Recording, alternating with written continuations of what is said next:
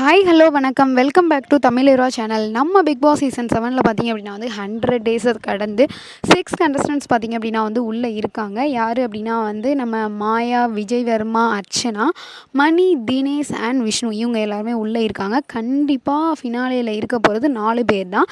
So 2 பேர் கண்டிப்பாக இந்த வாரம் எவிக்ட் ஆவாங்க அப்படின்னு தோணுது. ஸோ அவங்க வந்து வீக்கெண்டில் 2 பேருமே ஆகாமல் மிட் வீக் எவிக்ஷனாக ஒன்று நடக்க போகுது அப்படின்ற ஒரு நியூஸ் வந்து வெளிவந்திருக்கு. அந்த விதத்தில் பார்த்திங்க அப்படின்னா வந்து விஜய் வர்மா தான் இந்த மிட் வீக்கில் எவிக்ட் ஆக போகிறாரு அப்படின்ற மாதிரி நியூஸ் வந்திருக்கு. இன்னும் அஃபிஷியலாக வந்து கன்ஃபார்ம் ஆகலை. விஜய் வர்மா பார்த்திங்க அப்படின்னா வந்து ஃபஸ்ட்டு வந்து உள்ளே என்ட்ரி கொடுத்தாரு. என்ட்ரி கொடுத்தப்ப வந்து ஒரு சில தவறான செயல்பாடுகளால் என்ன பண்ணார் அப்படின்னா வந்து ஸ்ட்ரைக்கும் வந்து கிடச்சிது. அப்படியே அந்த வாரம் வந்து எவிக்ட் ஆகி வெளியிலையும் வந்து போயிட்டார்.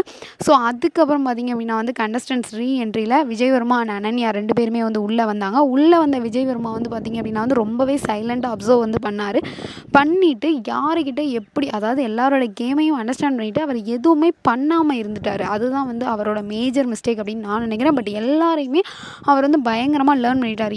அவர் அந்த எல்லா கண்டஸ்டன்ஸை பற்றி வந்து பேச சொல்லும்போது அவ்வளோ அழகாக அர்ச்சனா, மாயா எல்லாரையுமே அவ்வளோ அழகாக புட்டு வச்சார். ஆனால் அவ்வளவுக்கு அவர் தெரிஞ்சுக்கிட்டவர் அதை வந்து அவரோட கேமிங் ஸ்ட்ராட்டஜியில் யூஸ் பண்ணலையோ அப்படின்றது தான் என்னோட ஒரு தாட். அதனால மேபி அவர் வெளியில் போகிறாரோ அப்படின்னு நான் நினைக்கிறேன்.